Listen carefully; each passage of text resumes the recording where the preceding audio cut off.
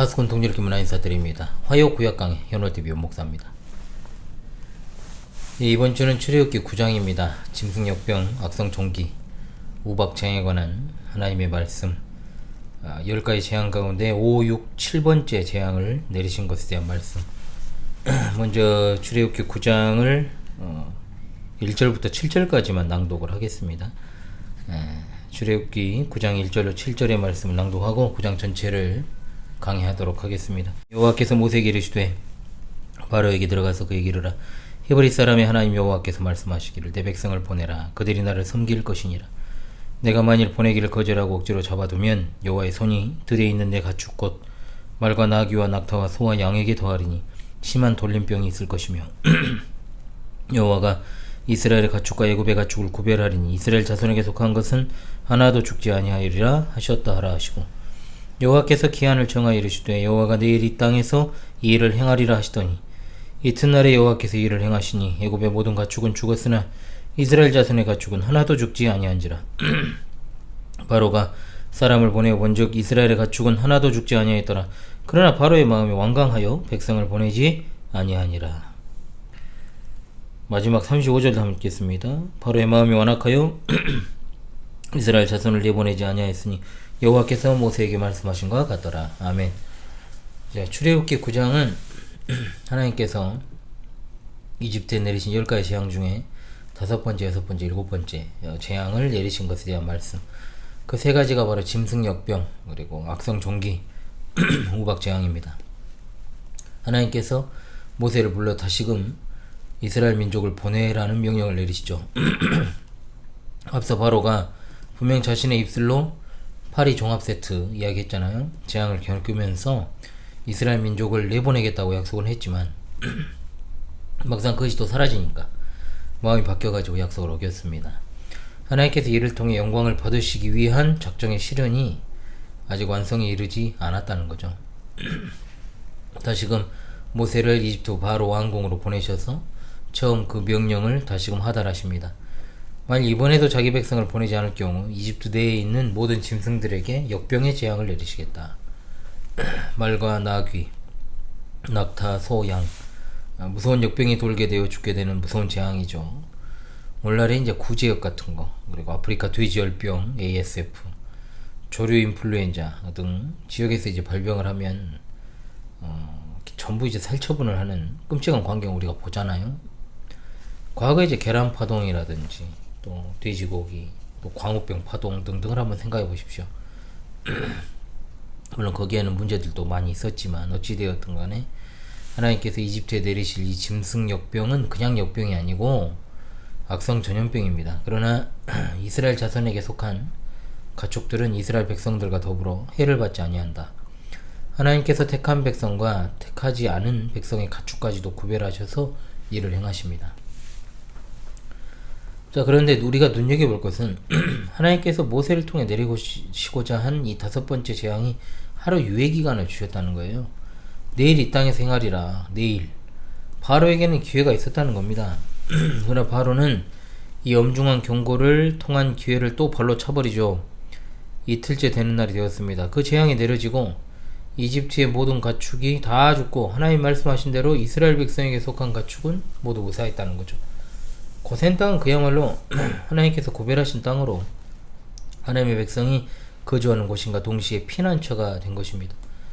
바로왕이 이 사실을 확인하려고 고센 땅에 자기 사람을 보냅니다. 확인 결과로 이스라엘 백성에게 속한 가축은 하나도 죽지 않고 그대로 있다는 걸 알게 됩니다. 이런 모습을 보고도 바로왕은 깨닫는 게 없습니다. 오히려 그것이 더욱더 그의 마음이 완강하게 되게 이르죠. 아유, 목이 갑자기. 사실 이스라엘 백성이 출애굽하는 과정에 나타나는 하나님이 내리신 재앙은 인류 마지막 시기에 있을 재앙들에 대한 미리 보여주기 성격이 매우 강하니까 흡사한 모습들이 좀 많이 나옵니다.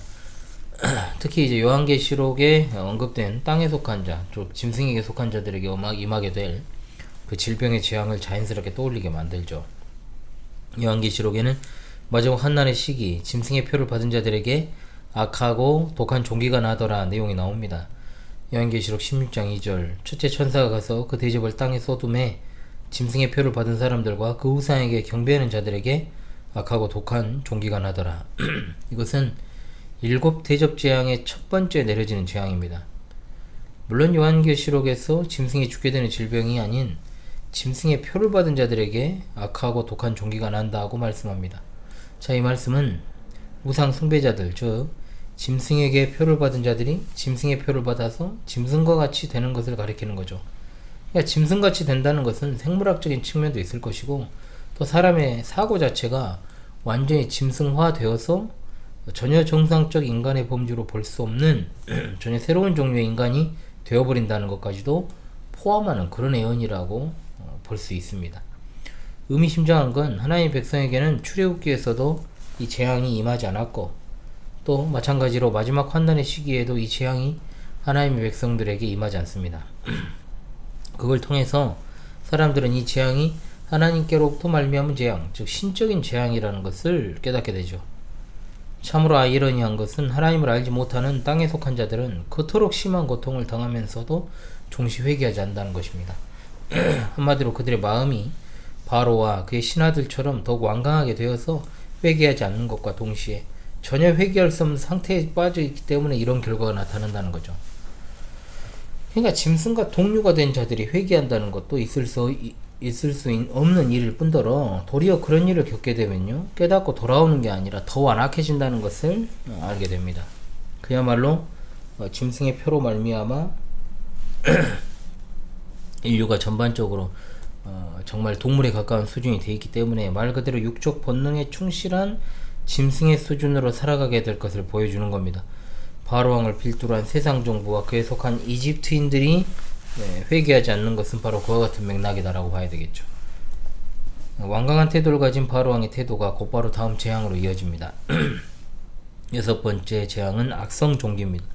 하나님께서 모세에게 화덕에 있는 재를 두 움큼을 가지고 바로의 목전에서 하늘을 향하여 날리라. 날린 그 재가 이집트 온 땅에 티끌이 되어가지고 이집트 온 땅의 사람과 짐승에게부터 악성 종기가 된다는 거죠. 앞선 질병은 가축이 몰살하는 역병이었지만 이번엔 상황이 더 심각합니다. 짐승은 물론이고 사람에게도 고통을 주는 질병이었으니까요. 심지어 이집트 요수사들에게도 악성 종기가 발생하여 그 전처럼 모방하여 쓸 수도 못합니다. 그러나 재앙의 강도가 더해지니 바로의 마음도 한층 더 완강해집니다. 이와 같은 6번째 악성 종기 재앙은 요한계시록 5번째 대접 재앙과 비슷한 측면이 있습니다. 계시록 16장 10절로 11절입니다. 또 다섯째 천사가 그 대접을 짐승의 왕자에 쏟으니 그 나라가 곧 어두워지며 사람들이 아파서 자기 혀를 깨물고 아픈 것과 종기로 말미암아 하늘의 하나님을 비방하고 그들의 행위를 회개하지 아니하더라. 그러니까 계시록에서는 얼마나 이 고통이 심한지 사람들이 그 종기로 인해 혀를 깨물며 참아야 될 지경이라고 묘사를 하고 있습니다. 이처럼 늘 구약 성경을 신약 성경을 대비하여 이해하는 게 중요하죠. 하나님께서 그분의 종 모세를 통해 이집트, 즉 세상 정부의 수장인 바로와 바로에게 속한 땅에 속한 자들, 즉 이집트 백성들과 그 짐승들에게 내려진 재앙은 마지막 시기 환난 가운데 내려지는 재앙과 여러 가지로 대비되고 조화됩니다. 짐승에게 속한 자들은 자신들에게 내려지는 재앙을 피하는 유일한 방법이 하나님과 그분의 명령을 따르는 것임을 인정하지 않고 깨닫지도 못합니다. 놀랍게도 혀를 깨물 만큼 고통스러운 그 현실을 통해 짐승에 속한 자들이 하나님을 찾는 게 아니고 하나님을 회방하고 회개하지 않는다고 말씀한다, 이겁니다. 이처럼 죄가 무서운 거예요. 죄는 하나님께 굴복하지도 못하게 하고 또 무서운 재앙을 통한 고통을 멈추게 하실 분도 하나님이란 사실을 아예 생각지도 못하고 거부하게 하고 영원한 멸망의 구렁텅이에 빠지게 하는 것이죠. 자, 5번째와 6번째 재앙을 통해서도 바로가 눈 하나 깜빡하지 않고 하나님을 대적을 하고 있어요. 하나님께서 그냥 보아 넘기실 리가 없죠. 다시금 그의 종 모세를 바로의 궁에 보내어 만나게 하십니다. 동일한 명령을 내리십니다. 이스라엘 백성을 더 이상 붙들고 있지 말고 보내라. 그들이 나를 섬길 것이니라. 그러니까 이번에도 거부하면 재앙의 강도가 더해질 것이다 라고 경고를 하죠. 하나님께서 하고자 하시면 단 한 번에 이집트 왕과 그 신하들을 쓸어버리는 것은 일도 아니다 말씀하십니다. 내가 손을 들어서 돌림병으로 쳤다면 내가 세상에서 끊어졌을 것이다. 하나님께서 이렇게 하시는 것은 다 하나님의 놀라우신 작정이 그 안에 있기 때문입니다. 참으로 우리가 상상할 수도 없는 하나님의 크고 기쁜 뜻 16절에 나오죠. 내가 너를 세웠음은 나의 능력을 내게 보이고 내 이름이 온 천하에 전파되게 하려 하였음이니라. 아멘. 다름 아니라 이 악한 바로 왕을 하나님께서 그분 자신의 영광을 위해 세우셨다. 그 영광을 받으시는 과정에서 그가 하나님 백성을 핍박하는 역할을 수행하죠. 얼마나 놀라운 사실입니까? 여러분, 하나님의 택함을 입은 언약 백성을 이끌어 가시는 것도, 또 그들을 핍박하고 박해하는 세상 정부와 그에 속한 자들조차도 하나님의 영광의 도구라는 사실.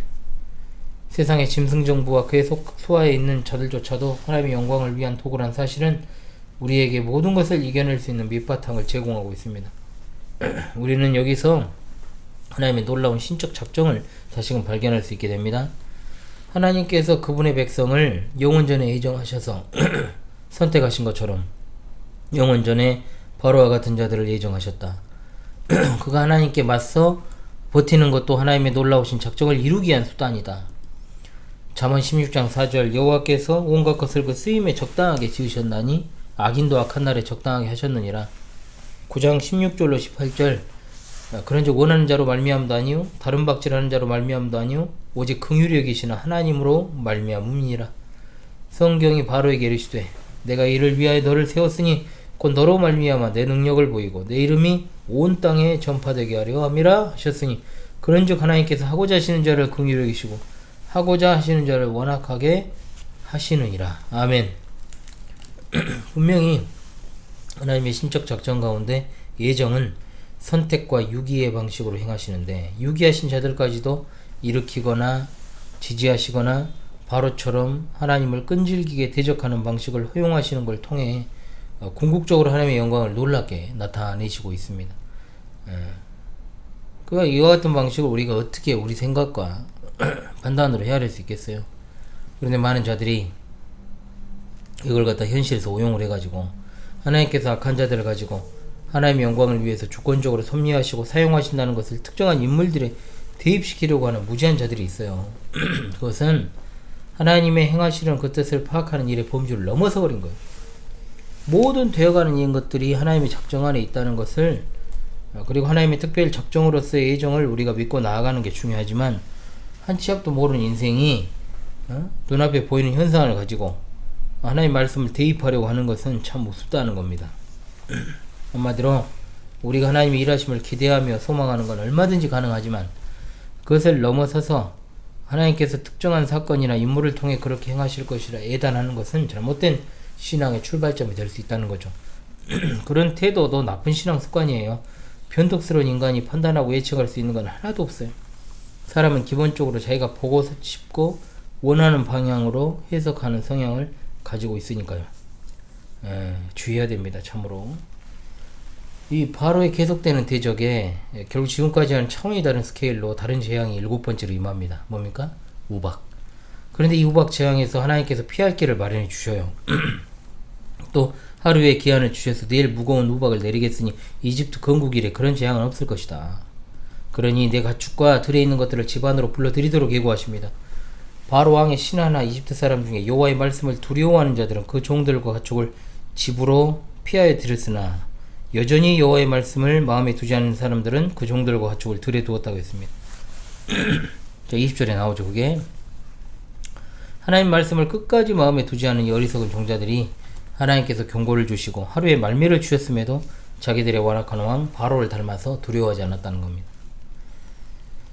하나님의 말씀은 틀림없이 이행됩니다. 이튿날이 되니까 이집트 건국 이래 전무후무한 우박이 떨어집니다. 모세가 하나님의 명령을 따라 하늘을 향해 지팡이를 들죠. 이집트 사람들과 가축이 있는 들과 밭에 있는 모든 채소 위에 그냥 우박도 아니고 불덩이와 섞인 우박이 맹렬하게 쏟아져 내립니다.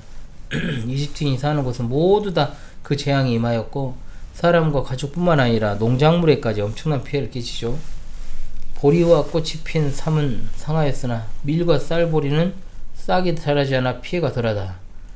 하나님께서 이 7번째 재앙 또한 이스라엘 백성이 거주하는 고센에는 안 내리셨어요. 그죠? 고센에는 안 내리셨어요. 자, 이러한 무시무시한 재앙을 맛본 바로가 이번엔 지금까지는 좀 다르게 다른 반응을 좀 보이잖아요. 물론 결과는 같지만 형식적으로나마 지금까지와 다른 반응, 자신이 범죄에 있다라고 이제 겸손한 척을 하고 있죠. 그런 말하기를 여호와는 의로우시고 나의 백성은 악하도다. 맞는 말이죠. 예, 틀린 말 아니지만 그가 진심을 가지고 한 말은 아니기 때문에 그 신앙 고백은 아닙니다.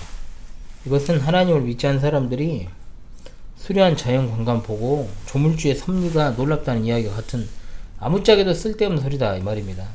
주일에 교회 근처도 안 가는 사람이 순간적으로 하나님은 살아계신 것 같다고 이야기해놓고 온갖 불법과 편법을 저지르는 모습 다를 바가 없다는 거죠.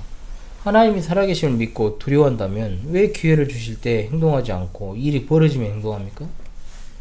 그저 바로의 이 말과 행동은 전무후무한 재앙을 일단 소나기는 좀 피하자 이런 식의 태도이기 때문에 그래요. 당연히 바로가 하는 행동과 말은 다 거짓입니다. 가증스러운 태도죠. 또한 하나님께서 바로가 그리할 줄도 알고 계셨습니다.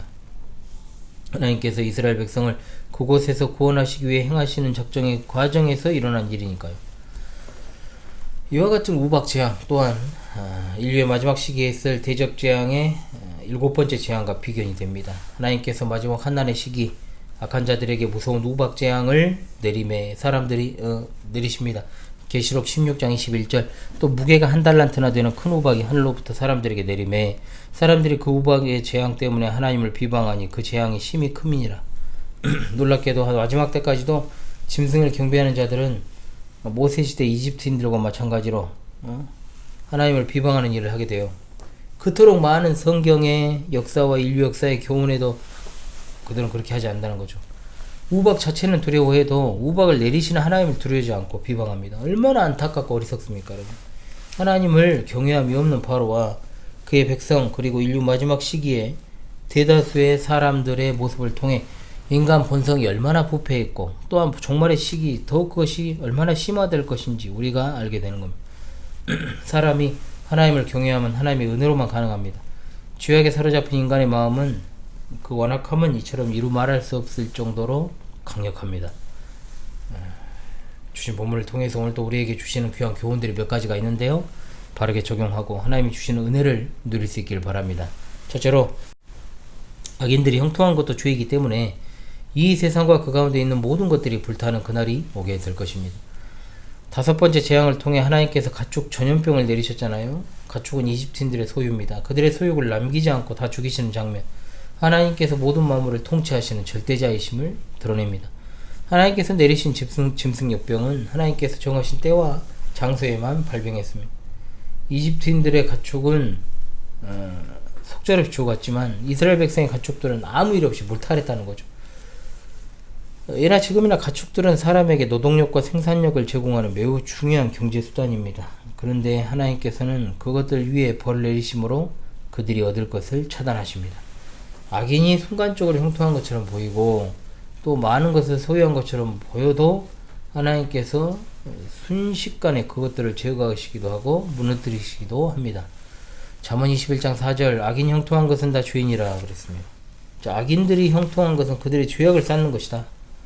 쓰레기통에 쓰레기가 10분의 1이 차있다고 해서 우리가 쓰레기통 비웁니까? 아니죠. 악취나는 쓰레기라면 얼마 양이 안 돼도 이제 버리기도 합니다만 순전 쓰레기 버리는 사람 마음이죠. 그러나 대부분은 쓰레기가 입구까지 꽉 찰 때까지 심지어 꼭꼭 밟아서 눌러서 더 채워지지 않을 만큼 채운 다음에 한꺼번에 버립니다. 악인들이 이 세상에서 큰 권력과 많은 부를 향유하는 것처럼 보여도 그것은 쓰레기통에 쓰레기를 채우는 과정으로 하나님께서 내버려 두시는 것입니다. 소각장에 던지는 그날 피할 수 없어요. 이 세상과 그 가운데 있는 모든 일은 다 불에 탑니다. 이집트 바로왕의 소유였던 가축들과 같이 다 멸망을 받는 거죠. 오늘도 정말 세상에서 잘 나가는 그들의 모습을 보면서 생각하십시오. 죄를 쌓고 있구나. 더 높아지고 더 자고해지고 더 교만해지면 그러게 될수록 심판의 그날이 앞당겨집니다. 왜? 소각장으로 갈 날이 얼마 안 남았잖아요. 더 가열차게 죄를 쌓는 거죠. 최후의 남은 자는 하나님의 신실한 신자들인 줄로 믿습니다. 아멘. 둘째로 하나님께서 그분의 영원하신 작정을 수행하시기 위해 악인 또한 그의 영광의 도구로 예비하셨다는 사실을 잊지 맙시다. 자, 여기서 바로가 하나님의 대적자로 나옵니다만 그 바로를 세우신 것도 하나님이셔요. 무엇을 위해서? 그로 말미암아 하나님의 능력을 보이시고 하나님의 이름이 온 땅에 전파되게 하려 하십니다. 여러분, 제가 이 화면 보기가 쉽지 않아서 모니터만 보고 좀 진행을 하겠습니다. 여러분 좀 아이 컨택을 해야 되는, 죄송해요. 너무 눈이 필요해가지고. 구약에서는 이스라엘 민족이 대표적이고 신약은 이방 세계를 포괄하는 영적 이스라엘을 택하셔서 하나님의 일을 행하십니다. 또한 하나님께서 하고자 하시는 자를 완악하게 하십니다. 어떤 자들은 그대로 내버려 두시고 또 적극적으로 하나님을 대적하도록 허용하십니다.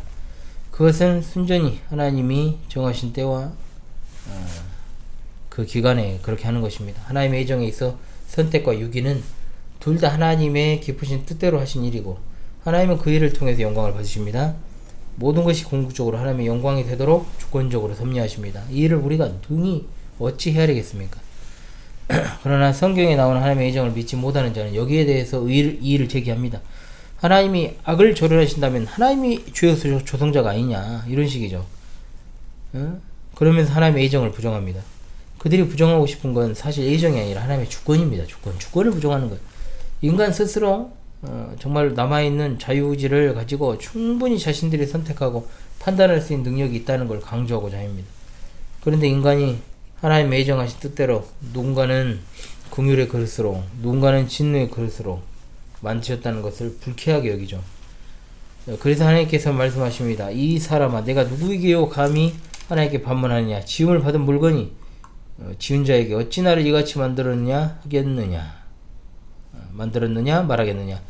자, 토기장이가 진흙 한 덩이로 하나는 귀 쓸 그릇을, 하나는 천이 쓸 그릇을 만들 권한이 없느냐?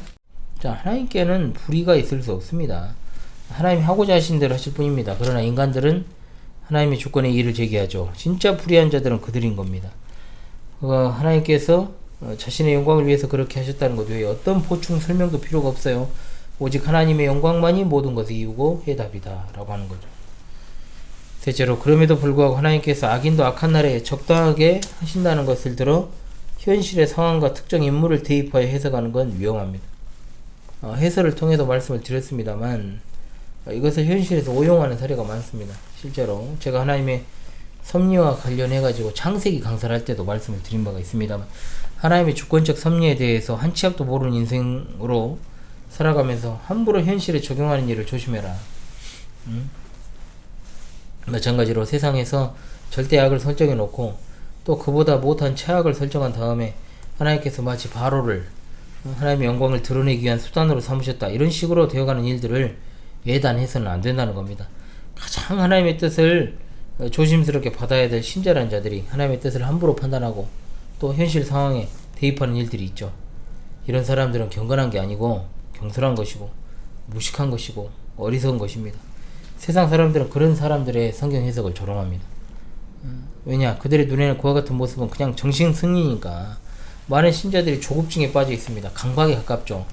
하나님이 행하실 일에 대해 잠잠히 기다리고 인내할 줄 모르고 당장 무언가를 내려주시라고 하진 않더라도 자꾸만 현실에서 일어나는 일들을 갖다 붙이고 또 특정 사건, 특정 단체, 특정 인물 끼워 맞추기를 시도하고, 우리는 그저 하나님의 일하심을 기대하고 소망하며 이 일에 하나님이 예비하신 뜻이 있지 않을까 하며 겸손한 자세로 현상을 바라봐야지 지나치게 영적으로만 해석하려고 하면 자칫 꼴통되는 거 시간 문제입니다. 현실에서 안타까운 건 그래요. 보수라는 말이 얼마나 좋은 말이에요. 말 그대로 보존하에 지킨다는 게 보수잖아요. 그래서 우리 신학도 보수 신앙이고 보수 신학이에요. 그런데 대한민국에서 보수 이미지는 어때요? 극우 또는 수구 꼴통이 됐잖아요. 수꼴. 이걸 부정하는 사람은 그 부류에 해당하는 사람이 아닐까 합니다. 왜 그렇게 되었을까요? 수구적인 것과 진짜 보수는 다른 거니까.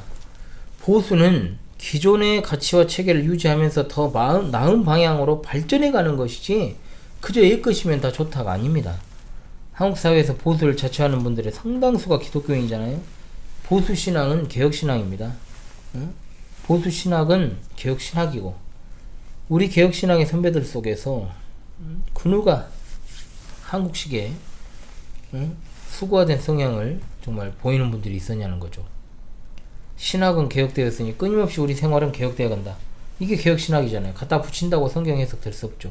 겸손해야 되고 자중해야 되고 이 사회에서 정의를 부르짖고 불의를 꾸짖어야 될 진정한 사람들이 기독교인이어야 된다 이 말입니다. 그런데 현실에서 정의를 부르짖는 사람들은 하나같이 작용하던 가짜 기독교 지도자들이 많아요. 작용하던 세력들. 불의를 꾸짖는 것도 마치 그들의 몫인 것처럼 하나님 편에 서서 모든 죄악과 불의를 꾸짖어야 될 참된 기독교가 내로남불식의 성경 해석을 남발하면 안 되겠죠. 종교개혁 5대 솔라의 캐치프레이즈 이것만 있고 내용 없으면 뭐 할 겁니까? 주께 사랑하신 파스콘 동지들이여 신중하십시오. 자중하시고 두렵고 떨리는 마음으로 하나님이 하실 일들을 겸손히 기도하며 기대하고 소망하시기 바랍니다. 자, 마지막으로 하나님 백성은 하나님께서 친히 보호하신다는 이 사실을 잊지 맙시다. 오늘날도 하나님께서는 고센 땅을 내비하시고 그곳에서 자기 백성을 지키십니다. 시편 91편 우리에게 너무나도 와닿는 말씀이잖아요. 지존자의 은밀한 곳에 거주하며 전능자의 그늘 아래 사는 자의 거하리로다. 너는 밤에 찾아오는 공포와 낮에 날아든 화살과 어두울 때에 퍼지는 전염병과 밝을 때 닥쳐오는 재앙을 두려워하지 아니하리로다. 1000명이 내 왼쪽에서 10,000명이 내 오른쪽에서 엎드러지나 이 재앙이 내게 가까이 하지 못하리로다. 아멘. 이사야를 통해 또한 말씀하시죠. 이스라엘아 너를 지으신 이가 말씀하시니라. 너는 두려워하지 말라. 내가 너를 구속하였고 내가 너를 지명하여 불렀나니 너는 내 것이라. 내가 물 가운데로 지날 때 내가 너와 함께 할 것이라. 강을 건널 때 물이 너를 침몰하지 못할 것이며 내가 불 가운데로 지날 때 타지도 아니할 것이요 불꽃이 너를 사르지도 못하리라. 아멘. 하나님께서 오늘날에도 그분께 신실한 백성들을 보호하시고 인도하시고 필요를 채우시는 것을 믿으며 살아가시기를 바랍니다. 우리 주님 곧 오십니다. 할렐루야. 아멘. 지금까지 화요 구약 강의 시간 현월TV 윤목사였습니다. 다음 주 이 시간에 찾아오도록 하겠습니다. 감사합니다.